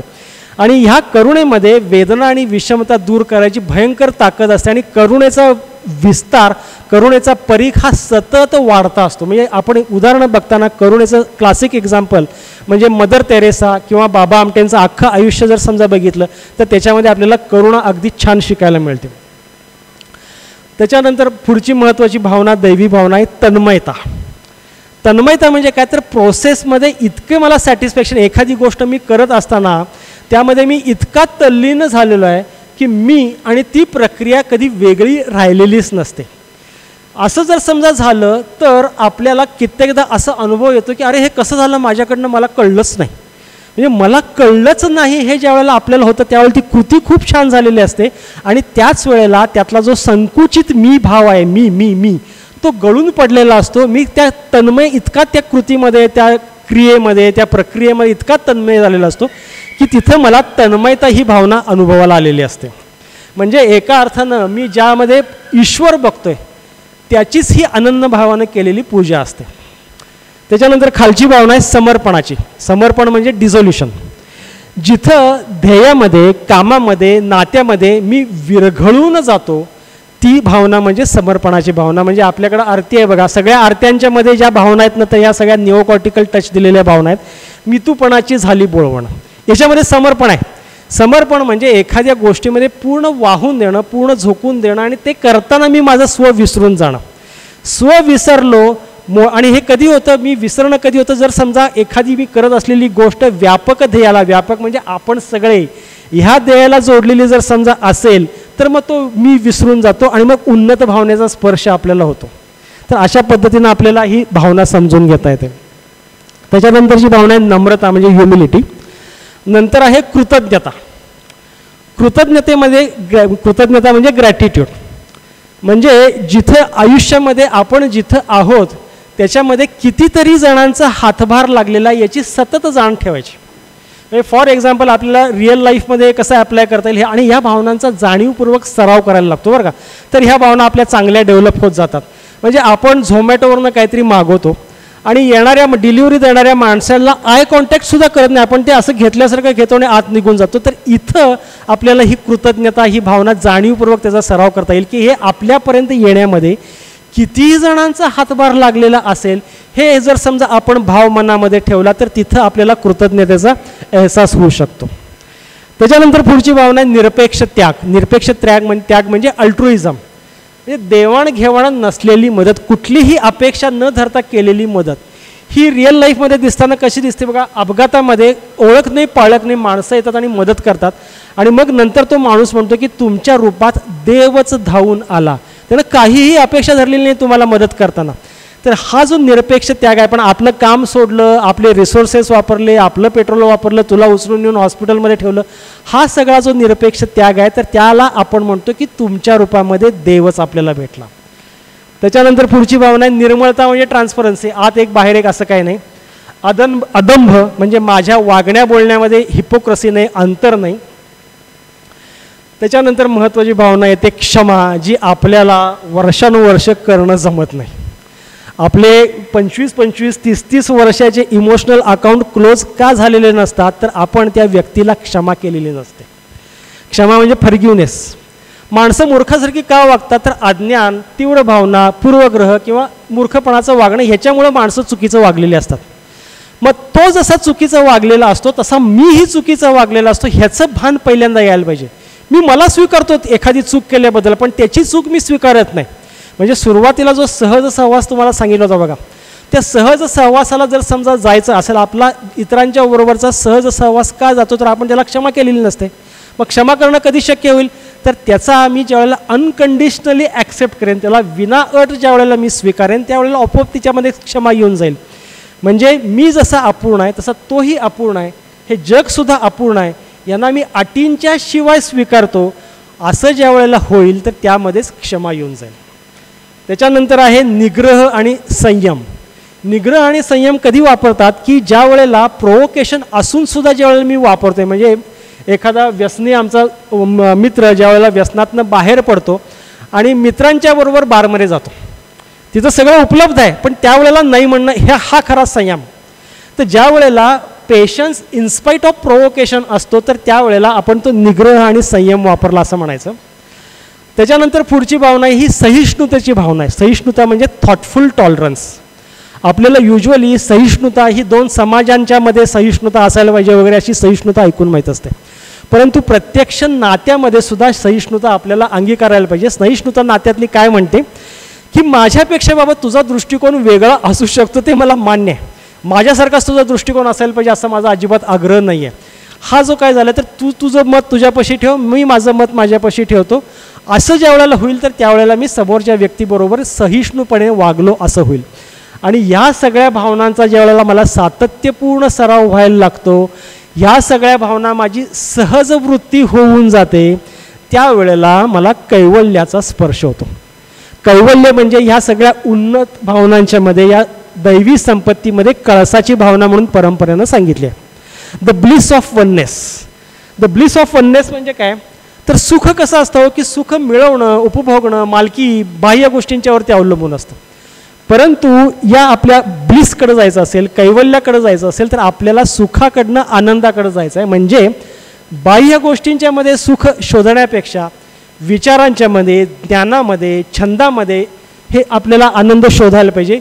उन्नत भावनांचा सातत्यानं सराव करून त्यांची सहज वृत्ती ज्या वेळेला व्हायला लागेल त्यावेळेला तो माणूस कारणाशिवाय आनंदी राहायला लागेल. म्हणजे तो सच्चित आनंद या स्टेजला पोचला आणि तो मुळातच आनंद स्वरूप होऊन जाईल, अशी ही अध्यात्माची मांडणी आहे. म्हणजे ह्या पातळीला माणूस कधी जाईल तर आदिम भावना त्यानं व्यवस्थित नियोजन करून प्रगत भावना वापरून त्या कंट्रोलमध्ये ठेवल्या, आदिम भावना व्यवस्थित नियोजित केल्या, प्रगत भावनांच्यावरती जास्तीत जास्त राहायचा प्रयत्न केला आणि मग उन्नत भावनांचा तो सराव करायला लागला की मग ह्या कैवल्याची अनुभूती येणार. बरं, परंपरा असं सांगते की तू ह्याच्यात जेवढं मागं लागशील तेवढं ते लांब जाते. त्यामुळे ह्याच्या मागं न लागता उन्नत भावनांचा सराव सातत्यानं करत राहायचं. या उन्नत भावनांचा सराव करत असताना कधी तर मधनंच आपल्याला तो अनुभव येऊन जातो. अशी ही सगळी मांडणी. आपण आता अजून शेवटच्या काही 2-3 स्लाईड ह्या भावनांच्या राहिलेल्या आहेत. दैवी संपत्तीकडे नेणाऱ्या अजून 4 भावना सांगितल्यात परंपरेनं. त्यातली पहिली भावना आहे तर अमानित्व नावाची भावना आहे. अमानित्व म्हणजे काय तर निगर्वीपणा, विनय, नम्रता, निरभिमान अशा अर्थानं ही अमानित्व ही भावना आहे. म्हणजे अहंकार सगळा सोडलेला आहे. याचं एक छान उदाहरण मला एका ठिकाणी सापडलं की विनोबा भावेंना महात्मा गांधींनी पत्र लिहिलं आणि त्याच्यामध्ये त्यांचं खूप कौतुक केलेलं होतं. विनोबाने ते वाचलं आणि चटकन फाडून टाकलं आणि ते फाडलेले सगळे तुकडे त्यांच्या तिथं दुसरे जे सहकारी होते त्यांनी उत्सुकतेपोटी तसं करू नये पण त्यांनी जोडले. तर त्याच्यामध्ये गांधीजींनी त्यांचं कौतुक केलं होतं की तू अतिशय महान आत्मा आहेस आणि तुझ्याशी बोलायला मला खूप छान वाटतं, असं त्याच्यामध्ये उल्लेख होता. आपण आपल्याला जर समजा असं एखादं पत्र असतं तर त्याचं लॅमिनेशन करून झेरॉक्स करून मी तर पूर्ण गावभर वाटलं असतं. पण विनोबांनी ते फाडून टाकलं. म्हणजे याला म्हणतात निगर्वीपणा, विनय, नम्रता, निरभिमानपणा, म्हणजे ही आहे अमानित्व. ही अमानित्व आपण अंगीकारायचा प्रयत्न केला तर आपण हळूहळू दैवी संपत्तीकडे जायला लागतो. त्याच्यानंतर पुढची भावना आहे ती अदंभित्व नावाची भावना आहे. म्हणजे बढाया नकोत, परोपकारानं जोडलेलं पुण्य कीर्तीसाठी वापरायचं नाही आहे. ज्ञानेश्वरांनी फार भारी वाक्य लिहिलं, मला भयंकर आवडलं. त्यांनी असं लिहिलं आहे की स्वधर्माचरणाला वाचारूपी ध्वजावर फडकवत त्याचा डांगोरा पिटू नका. म्हणजे काय तर सूर्यानं पूर्ण दिवसभर आपल्याला प्रकाश देऊन तो घरी गेला आणि घरी गेल्यानंतर आज मी पूर्ण जगाला मस्त प्रकाश दिला म्हणून असा सेल्फी करून फेसबुकला टाकणार. सूर्य असं करत नाही पण आपण असं करतो. म्हणजे एखाद्या डॉक्टरने मी आज छान पेशंट बघितले, अरे ते तुझं कामच आहे, त्याचं डांगोरा पिटायचं काही कारण नाही आहे. तर असं स्वधर्माचरणाला त्याचं तुम्ही डांगोरा पिटू नका म्हणजे अदंभित्व. अहिंसा म्हणजे काय तर विचार, शब्द, वर्तनातनं कोणालाही जाणीवपूर्वक न दुखवण्याचा प्रयत्न म्हणजे अहिंसा. आणि त्यानंतर शेवटची महत्त्वाची भावना आहे तर ती म्हणजे अलिप्तता. अलिप्तता म्हणजे काय तर चिखलामधल्या कमळाचं जे पान असतं तर ते कशाला चिकटलेलं नसतं बघा. हे आपल्याला रिअल लाईफमध्ये कुठं वापरायचं तर कामामध्ये वापरायचं आहे, नात्यामध्ये वापरायचं आहे. नात्यांच्यामध्ये, कामामध्ये मी मालक ही भावना बाजूला ठेवायची आहे. मी चालक, मी वाहक अशी भावना ठेवून आपण काम करायचं आहे. तर ही आपण अलिप्तता ही वापरली असं आपण म्हणता येईल. आणि हे सगळं करत असताना हे सगळं कशा वृत्तीनं करायचं आहे तर ते यज्ञ वृत्तीनं करायचं आहे. आदिम भावनांच्या करता यज्ञ म्हणजे एक कर्मकांड असेल, त्याच्यामध्ये अनुरूप भावना असेल नसेल आपल्याला नाही माहिती. प्रगत भावना यज्ञ कसा करते तर हे इदम न मम, हे माझं नाही आहे, हे देऊन टाकते. हे आपण कर्म करायचं आणि हे इदम न मम, मी नाही केलं, माझं नाही आहे असं म्हणून हे प्रगत भावना करते. उन्नत भावना स्वहित आणि परहितामध्ये काही फरकच नाही आहे, त्यामुळे उन्नत भावना सगळं आयुष्यच यज्ञवृत्तीनं घालवते. दान म्हणजे समाजाचं ऋण फेडण्याकरता केलेली सेवा, परोपकार नव्हे स्वतःवरती केलेले उपकार म्हणजे दान. आणि तप म्हणजे आत्मविकासासाठी स्वेच्छेनं केलेले खडतर प्रयत्न. असं केलं तर त्या स्वचा विस्तार व्हायला लागतो. आता तुमच्या मंडळी लक्षात यायला लागेल की आपल्याला आदिम भावना असणार आहेत, प्रगत भावना वापरून त्यांना कंट्रोलमध्ये ठेवायचं आहे आणि ह्या ज्या निओकॉर्टिकल उन्नत भावना आहेत त्यांचा तडका आपल्या आयुष्याला द्यायचा, म्हणजे त्यांची फोडणी आपल्या आयुष्याला द्यायची आहे. आणि हे सगळं आत्तापर्यंत मी जे तुमच्यासमोर मांडलं ते आता मी एका स्लाईड रूपात तुमच्यासमोर मांडतो. आता ही मांडणी एकदा आपण समजून घेतली की या मांडणीमध्ये आपल्याला मेंदू विज्ञान पण समजतं आणि आपल्याला अध्यात्म पण समजतं आणि परंपरेला नेमकं काय सांगायचं शहाणपण आहे हे सुद्धा आपल्याला समजतं. भावनांचा स्तर आहे पहिल्या याच्यामध्ये ओळीमध्ये भावनांचा स्तर आहे आदिम भावना. या आदिम भावना निर्माण कुठं होतात तर लिंबिक सिस्टीममध्ये.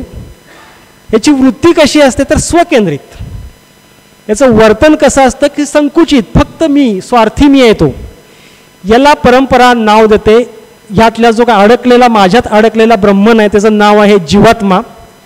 ह्याची सगळी संपत्ती आहे ही आसुरी संपत्ती आहे. त्याची बुद्धी जी आहे तर ही सगळी देहबुद्धी आहे, म्हणजे तो फक्त उथळ संकुचित देहबुद्धीचे ते सगळे विचार आहेत त्याचे. वेळेस प्रगत भावना कशी आहे त्यांचं निर्माण स्थळ आहे हे सेरेब्रल कॉर्टेक्स आहे. ही जी वृत्ती आहे तर ही सहकेंद्रित वृत्ती आहे. ह्यांचं जे वर्तन आहे तर हे सहकार्याचं वर्तन आहे. आम्ही असा शब्दप्रयोग प्रगत भावना करतात. यातल्या ब्रह्मनचं नाव आहे आत्मन. यांची संपत्ती आहे क्षेत्रविचार. क्षेत्रविचार हे शरीर, हे मन, हे माझं क्षेत्र आहे. म्हणजे थोडक्यात काय मी माझा प्लॉट डेव्हलप करतो, तुझा प्लॉट डेव्हलप करायला मी मदत करतो. यातली जी बुद्धी आहे तर ही बुद्धी ही समबुद्धी आहे, साक्षीभाव आहे याच्यामध्ये, नॉन जजमेंटल ॲटिट्यूड आहे याच्यामध्ये. उन्नत भावनांचा ज्या वेळेला स्तर असतो त्यांचा निर्माण स्थळ असतो प्रीफ्रॉन्टल निओकॉर्टेक्स. ही जी वृत्ती आहे तर ही सर्व केंद्रित वृत्ती आहे. मी विचार करताना सगळ्यांचा म्हणून विचार करतो. वर्तन जे माझं असतं ते हे निरपेक्ष, सामंजस्याचं, सर्व हे लक्षात ठेवून हे वर्तन असतं. याचं परंपरेतलं नाव आहे, यातलं मीचं नाव ब्रह्मन. संपत्ती सगळी दैवी संपत्ती आहे आणि याची बुद्धी जी असते ही शुद्ध बुद्धी असते. मग आता तुमच्या असं लक्षात येईल की या उन्नत भावनांचा सराव करणं म्हणजेच माणुसकीचा सराव आहे. या उन्नत भावनांच्याकडे जाणं म्हणजेच अध्यात्माचा अभ्यास आहे. आणि याच पद्धतीनं ईश्वर संकल्पनासुद्धा बदलत जाते. हे आपल्याला कधी नंतर जर समजा आपल्याला चान्स मिळाला तर ह्याच 3 पातळ्यांच्यावरती आदिम भावना, प्रगत भावना आणि उन्नत भावना याच्यावरती तो ईश्वर संकल्पना कशी बदलत जाते याचा पण आपल्याला कधी चान्स मिळाला तर आपण अभ्यास करूया. तर अशा पद्धतीनं आपल्याला या उन्नत भावनांचा सराव करता येईल. आणि आपल्याला अजून एक गोष्ट इथं लक्षात येते की तणाव नियोजन करता करता या उन्नत भावना आणि ही परंपरेतलं शहाणपण तणाव नियोजनासोबतच आपल्याला आपल्या जगण्याचं प्रयोजनसुद्धा सांगते. म्हणजे जे आम्ही याच्याकडे फक्त तणाव नियोजन म्हणून बघायला आलो होतो तरी प्रत्यक्षामध्ये याच्यामध्ये तणाव नियोजनाबरोबर जगण्याचं प्रयोजनसुद्धा याच्यामध्ये सापडतं. इतकं सगळं हे परंपरेतलं शहाणपण भारी आहे. आता रोजच्या जगण्यात आणायच्या कशा उन्नत भावना? सोपं काम असते. रोज एक जवळची अनोळखी व्यक्ती घ्यायची, हिशोबी देवाणघेवाण नसलेली मदत करायची, आस्था भावनेचा सराव झाला. सप्लाय चेनमधल्या व्यक्तीचे आभार मानायचे, कृतज्ञतेचा सराव झाला. तन्मयतेनं कोण काम करत असलेला दिसला तर त्याचे आभार मानायचे, त्याच्याकडनं आपण शिकायचं. अडचणीतल्या माणसाला धावून जाऊन निरपेक्ष मदत करायची. स्वतःच्या वागण्या बोलण्यातलं अंतर कमी करायचं. जनसामान्यांच्या मध्ये छोटे छोटे संत असतात, त्यांचे संतपण आपण 4 लोकांच्यापर्यंत पोचवायचं. स्वतःच्या जीवनशैलीचं डोळस ऑडिट करायचं. चंगळ कुठे, गरज कुठे ह्याचं ऑडिट करायचं. भारतीय संविधानाचा अभ्यास केला तरी सुद्धा चालतो, कारण त्याच्यामध्ये सुद्धा उन्नत भावना सांगितलेल्या आहेत. न्याय, स्वातंत्र्य, समता, बंधुत्व हेच सगळं सांगितलेलं आहे.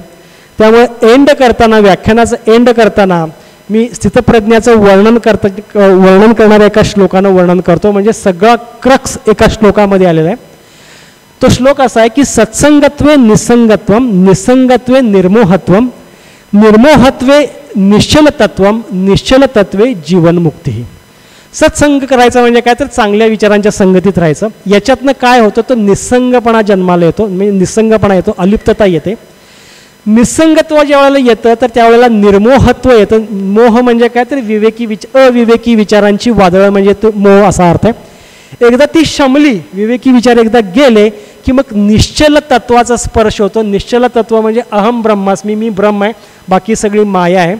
आणि ज्या वेळेला मला ब्रह्मांचा अनुभव येतो, निश्चल तत्वाचा अनुभव येतो, त्यावेळेला मला याच जन्मामध्ये उन्नत भावना जिथं जिथं मी वापरतो तिथं तिथं मला मुक्ती मिळायला चालू होते. मला पुढच्या जन्माची वाट बघायचं कारण राहत नाही. म्हणजे जिथं जिथं अहमता म्हणजे मीपणा, ममता म्हणजे माझेपण, इदमता म्हणजे त्यांचं पण ज्या वेळेला गळतं तर त्यावेळेला फक्त केवळ अस्तित्वाचं भान येतं, म्हणजे अहम ब्रह्मास्मीचं भान येतं. आणि हीच आपल्या दृष्टिकोनातनं ही जीवनमुक्ती असते. तर त्यामुळे मंडळी, तुम्ही शांतचित्तानं ही सगळी मांडणी ऐकून घेतली याच्याबद्दल मी तुमचे मनपूर्वक आभार मानतो. आणि तुम्हालासुद्धा आय एम दॅट हा एक्सपिरियन्स यावा अशा शुभेच्छा देतो आणि आजचं माझं व्याख्यान संपवतो. धन्यवाद.